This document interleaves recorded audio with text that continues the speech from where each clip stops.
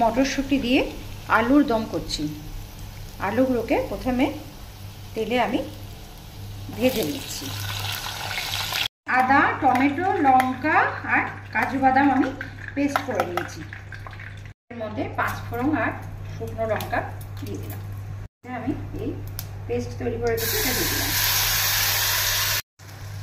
ধনিয়া পাউডার দিয়ে দিলাম, জিরে গুঁড়ো দিয়ে দিলাম, কাশ্মীরি রেড চিলি দিয়ে দিলাম। এটা কষানো হয়ে গেছে। এবার এর মধ্যে মটরশুঁটি ছাড়িয়ে রেখেছি, এটা দিয়ে দিলাম।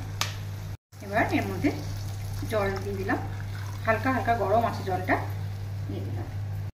এবার এর মধ্যে ভাজা আলুগুলো দিয়ে দিলাম। লবণ দিয়ে দিলাম পরিমাণ মতো, একটু কসুরি মেথি দিয়ে দিলাম, দিয়ে এবার ঢেকে দেব।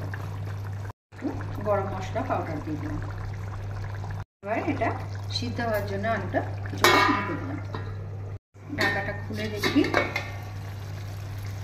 হয়ে গেছে এটা আমার। একটু লাস্টে মিষ্টি দিয়ে দিলাম, যেহেতু নিরামিষ তরকারিতে একটু মিষ্টি মিষ্টি হলে ভালো লাগে। এটা আমার আলুর দম, শীতকালে গরম গরম আলুর দম। আমাদের গ্রামের দিকে অনেকে মুড়ি দিয়ে খেতে ভালোবাসে, আর লুচি, রুটি, পরোটা, ফ্রাইড রাইস সবের সাথে এই দারুণ স্বাদের এই আলুর দম বানিয়ে খেয়ে দেখবেন, খেতে খুব টেস্টি। যদি ভালো লাগে তো লাইক করবেন, কমেন্ট করবেন, শেয়ার করবেন, সাবস্ক্রাইব করবেন চ্যানেলটাকে। ভালো থাকবেন সবাই।